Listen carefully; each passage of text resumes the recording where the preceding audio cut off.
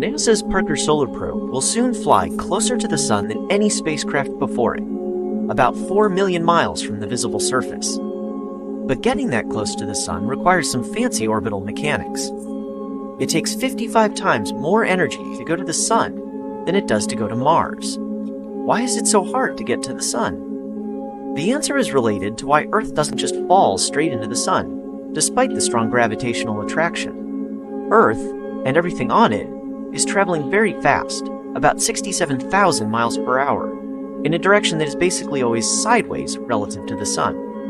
If you launch a rocket from Earth straight toward the Sun, it won't lose that sideways speed, and so it will miss the Sun. The only way to get the rocket to go right into the Sun is to cancel all that sideways motion. Leave even a little bit, and it will miss the Sun and enter a new orbit. To cancel Earth's motion, you have to launch the spacecraft backward as fast as Earth is hurtling forward. But 67,000 miles an hour is really fast. Spacecraft have to go upward at only 25,000 miles an hour to escape Earth.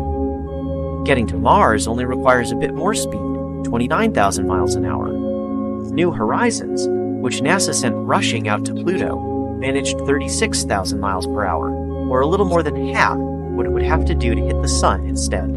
Since Parker Solar Probe plans to fly past the Sun, it doesn't need to cancel out all of Earth's sideways speed, but it does need to remove 53,000 miles per hour of it. That's why it's using one of the most powerful rockets available, and additional gravity assists from Venus for a period of several years. In this case, rather than speeding up the spacecraft, as in a typical gravity assist, Venus slows down its sideways motion, so the spacecraft can get close to the Sun. When it finally does make its closest approach to the Sun, Parker Solar Probe will have lost much of its sideways speed, but gained a great deal of overall speed thanks to the Sun's gravity.